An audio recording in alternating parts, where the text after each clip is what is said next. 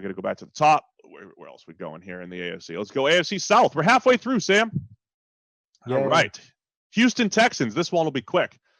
They used their first-round pick on Laramie Tunsil. So they did not have a first-round pick.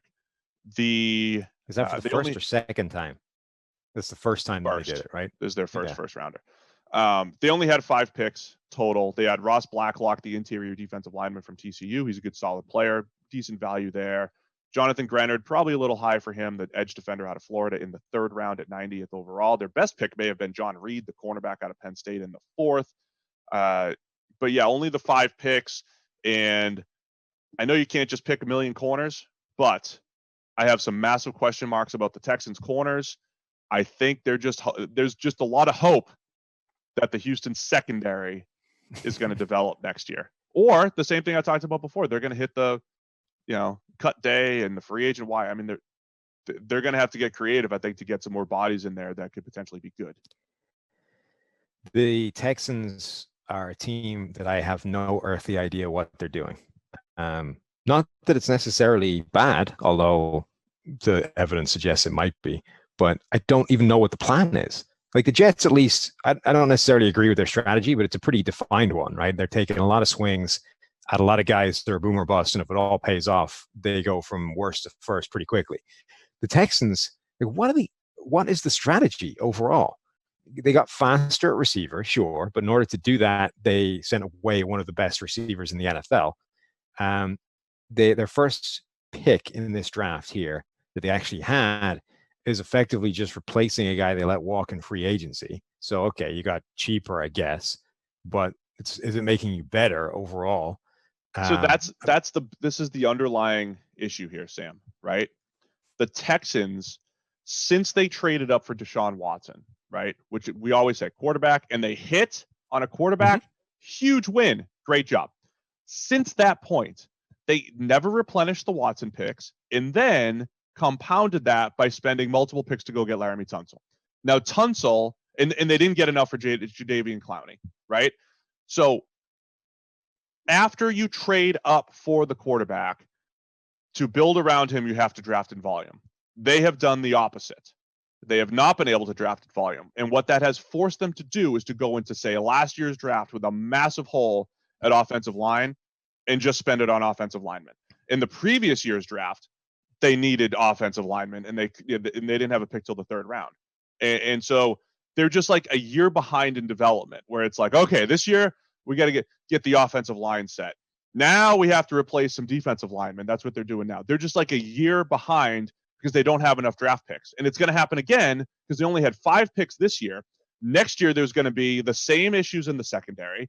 They're not going to have enough picks to replenish them, and they're just working from behind. That's where the Texans are right now. It's hired me. Right. And it's this constant high wire act, right? Because, all right, if you're going to be low on picks, you need to maximize the areas of value. So, okay, the offensive line is a concern, but on the other hand, we can mitigate that if we've got the quarterback and we've got a top receiver for him to throw to. So the Nuke Hopkins, Deshaun Watson combination was so vital for that. Now you actually secure a decent left tackle in Tunsil, but then you trade away Hopkins. And okay, you could do that if you were trying to, if that assembled you a massive amount of draft capital, like if you were using Hopkins to replenish your draft picks, but it didn't because right.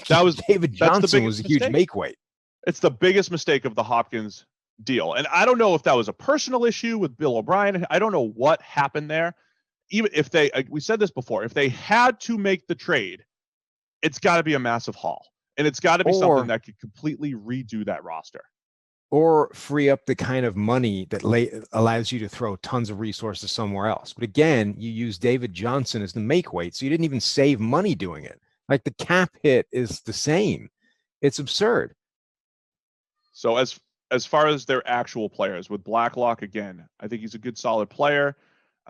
He is a DJ. He's a little bit of a project because of the TCU system, the way they used him. But man, he fires off the ball, low pad level. He'll do some things. Grenard is not a great athlete from Florida. He wins with his hands. He's just a solid edge. He's solid, right? John Reed could be a hit in the 4th round. Charlie Heck, developmental offensive tackle. Isaiah Coulter, big-bodied developmental wide receiver. I mean, that's their draft.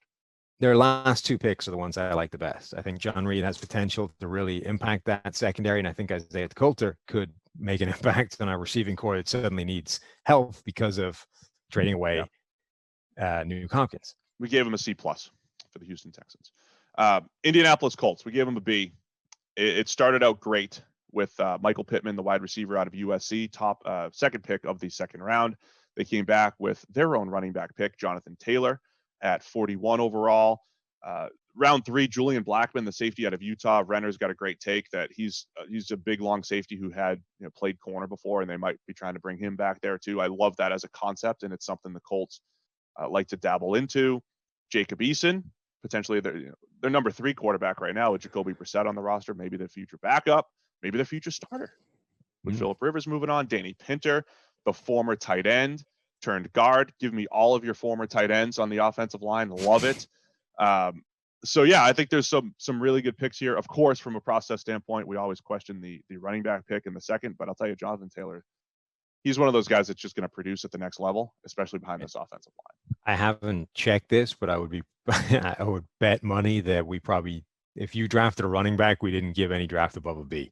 That would be my assumption. I haven't checked that with our grades. If you drafted him in the first 2 rounds, yeah, I would think so. So the Colts were one of those teams that I wrote heading into the draft, I think had given themselves a really small target area that they needed to stick the landing on because of what they'd done already. So the Colts, it was because they traded their first round pick for DeForest Buckner to load up on the D-line.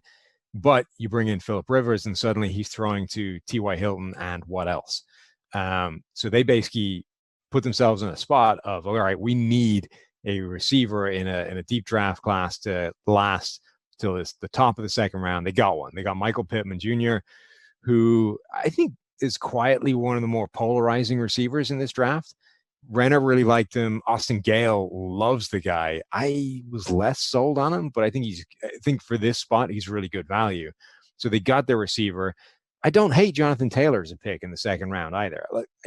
The running back abstract value thing where you take those guys is one thing, but when you consider the running backs that had already gone, I think Jonathan Taylor at that spot is good value. I think he's going to come in. He speaks to this idea of, all right, we have Phillip Rivers, but we are still going to rely on the best run blocking offensive line in football. We're going to take the pressure off him as much as possible. And then Eason in the fourth, I think, is really interesting because Rivers is only on that 1-year deal. Right. They know they have Jacoby Brissett there to be a backup, but Eason is one of those big boomer bust developmental guys.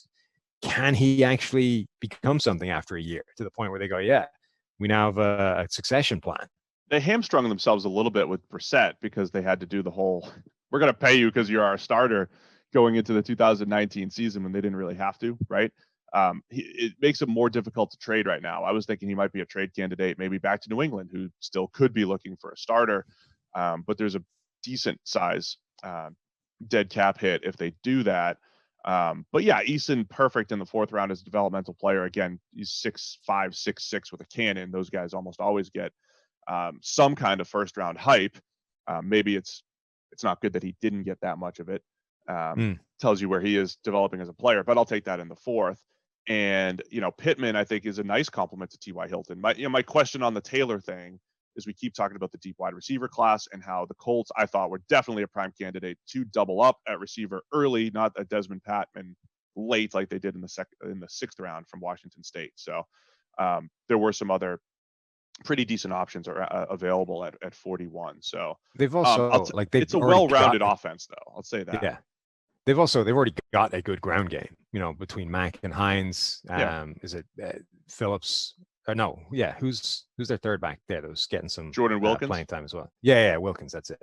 Yeah. So those three were already platooning to be a pretty good backfield again, because the offensive line being the best in the NFL when it comes to run blocking is the thing that moves the needle the most. Now, right. Taylor, I think, is better than any of those three guys, so he should still, move the needle a little bit. But the point is, are you moving it enough going from already good to potentially really good versus adding another receiver or whatever? The receiving core with T.Y. Hilton, Michael Pittman, who can be, he brings more size, little after the catchability, right? And then Paris Campbell is going to be huge. Second rounder in 2019. We didn't think he was a polished wide receiver, brings a ton of speed to the table. Do they make him more into that gimmicky type of number 3? Pushing Paris Campbell down the depth chart, though, is a huge win. Kind of like we talked about, like N'Keal Harry in New England. Like if you don't have to rely on him as a 1 or 2, there's some value there, right? There's something to do, something you can use there. So I think the Colts are well-rounded. If Rivers does have the rejuvenation, I think they're in for a good season. So we went B with them because they drafted a running back in the second round. Can't do that, Sam. Can't be having that. On to the Jacksonville Jaguars. C.J. Henderson in the first round, Kayvon Chaisson in the first round as well. Renner loved this draft. He gave it an A. Right. I think the high end potential between Henderson, Chaisson, and then love the Laviska Shenault pick in the second round. They brought it back down to earth with a Devon Hamilton interior defensive line pick from Ohio State in the third round. That's like after 3 guys that could be home runs, you just have your nice safe. This dude's going to get in there, play 500-600 snaps and stop the run and be solid. So I like that. Big, huge receiver, Colin Johnson in the 5th round. Don't know what he'll do at the NFL level, but he's worth a look there with just how monstrous he is. So Ben Barch, the offensive tackle from Little St. John's, could be a guard conversion at the next level and actually play. So, I think it's a good, solid-looking draft. What do you think of Shenault in the second? Yeah. So this is a draft where this is the opposite of the Ravens one, right? Instead of being the lowest on the draft compared to everyone else, we were basically the highest on this draft compared to everyone else. And I'm kind of leaning towards other people on this. I get why Renner likes it. Renner likes it essentially because he thinks they're targeting Trevor Lawrence next year. And it's like, I got a whole bunch of boomer bust guys that even if they pan out aren't going to be good year 1, but year 2, they'll be fantastic right when Trevor Lawrence is coming in. I think the boomer bust guys tend to be more, I think the boomer bust is more definitive than it just takes a year for them to be bust or for them to be booms. I just think I don't love CJ Henderson as high as that. I think I get why people like him. He's a freaky movement athlete and, has all the skills that should be a better player than he ever has been. But the fact that he never has been is the thing that concerns me. Kayvon Chaisson, it's a similar sort of story. The production has not been there. And I know those guys have panned out before. And even LSU guys like that have panned out before in terms of Janelle Hunter. That scares me, right? Their entire draft has been like that, other than Devon Hamilton. I do like Shenault, though. I think, again, I know he's an injury risk, but I would take injury would be the thing that I would gamble on the most, right? Because I don't think that it's that stable as a concept. I think if a guy has a couple of data points, like college is a 4-year career, right? And for a lot of these guys, it's a 3-year career because if you're really good, you're out of there the earliest opportunity. So if you have 2 injuries in a 3-year career, you're injury prone, right? Because that's 2. That's 2/3 of your 2/3 of your time you've got injured. So you're brittle. So you're Chad Pennington, right? Like maybe he never gets hurt again. Like 2 injuries is not a lot. You can get that pretty quickly and bounce back, and they're freakish. And more to the point, the guys that people, who the hell knows? Most of us just talk about injuries as if we have any idea what we're talking about. Actual medical professionals look at this stuff and say, look, most human beings are not inherently more brittle than others, but some guys just get unlucky when it comes to these things.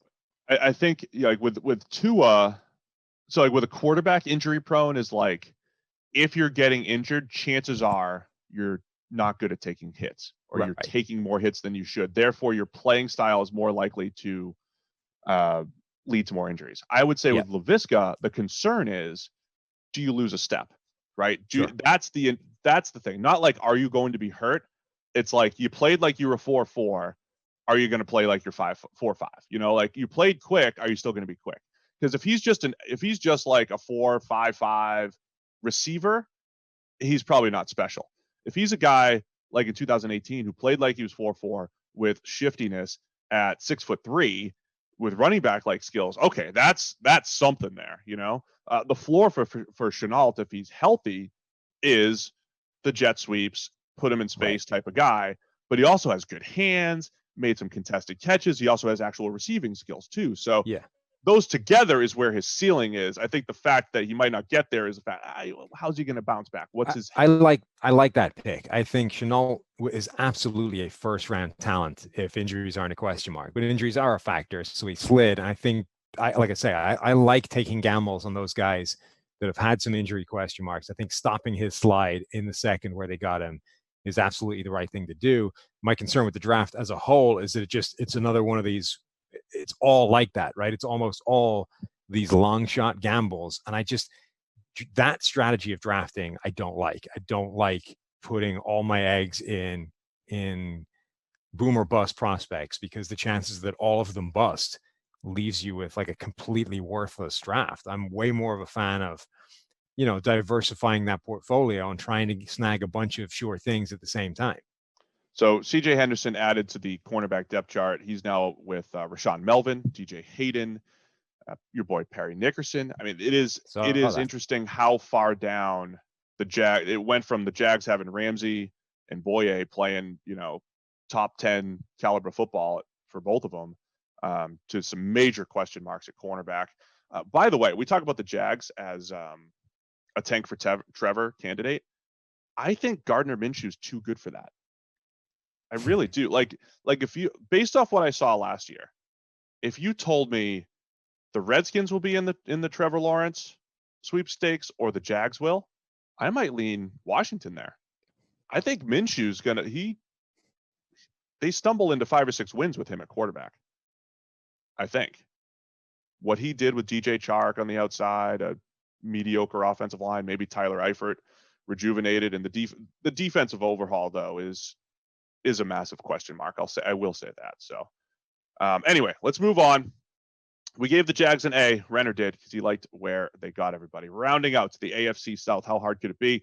The Tennessee Titans, they had 6 picks, starting with offensive tackle Isaiah Wilson from Georgia. I think he's a massive project. The board, 111th on the PFF draft board. They get him at 29 overall. Unintended. Yeah. Look, I think Christian Fulton, though, at cornerback in the second round, is one of the most important picks in the draft.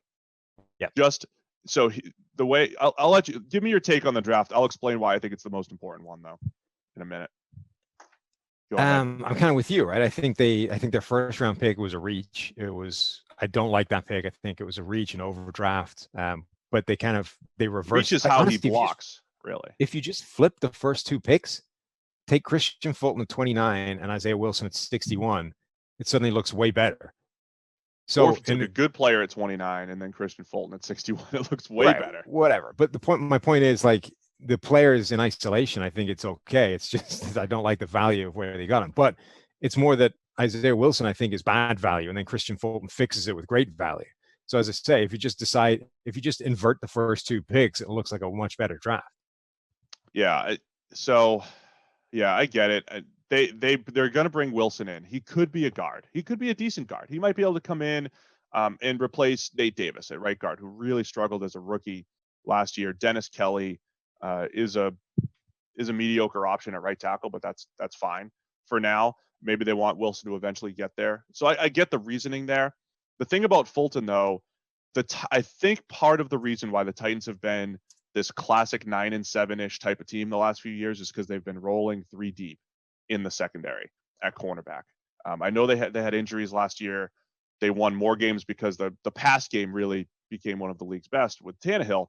But Adoree Jackson, Malcolm Butler, and Logan Ryan, when they have been together, I mean, that's one of the best trios in the NFL. That they won a lot of games by having random high-end defensive efforts, right?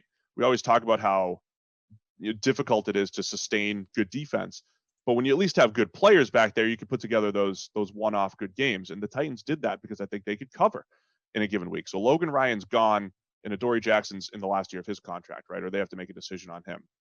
So Adoree Jackson, Malcolm Butler, and now Christian Fulton, both for the short and long term, they have a chance, if he can step in year 1, to at least maintain the fact that they've been pretty good at corner the last couple of years, plus Kevin Byard in the back end. So I think that's huge for Tennessee. And I really think it's one of the most important picks in the draft. Christian Fulton because we loved him. We thought he was a good zone player, good man player, higher on him than the rest of the NFL. He's one of the guys we knew was going to drop, I think, because of various reasons, off field mostly. Forced incompletion rate of over 30%, which is the best in the class over the last 2 years. So rest of the class, I think, unexciting. Running back Darrington Evans in the 3rd round, again, way higher than we would have taken him. Cole McDonald in the 7th round. One of our newest analysts, Seth Galina, came in, and he's, former quarterback up in Canada, and quarterback is his thing, right? He thinks Cole McDonald at least knows how to play, has some tools, and understands the pass game a little bit, makes some ridiculous decisions, but knows how to play. Yeah. Here's the thing, though. Like, if you, on the one hand, you got Cole McDonald in the 7th round. On the other hand, you've got Jordan Love in the 1st round that took a trade up to secure that. Yeah. Like, there's not a whole world of difference between those two guys. So I think, the 7th round is where you take a guy like that. Like, okay, yeah, there's some major flaws, and the chances of him ever becoming an NFL quarterback are pretty slim. On the other hand, there's some fantastic tools, and it's got to be fun to see if we can actually do anything with it for a year or two. So yeah, I love that pick. It's all about the payoff, man. It's all about a low risk, ridiculously high potential payout, and see what happens. The Darrington Evans pick was interesting, right? Because again, it's like running back 3rd round, higher than we want to take him, blah, blah, blah.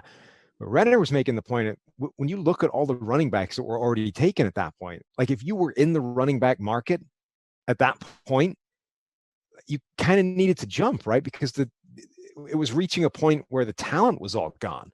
Now, obviously, you do have to play the market a little bit. Yes. Right. Now, you can make the argument that just doesn't matter because you can find running backs anywhere. That just doesn't matter. You can plug anybody into the system.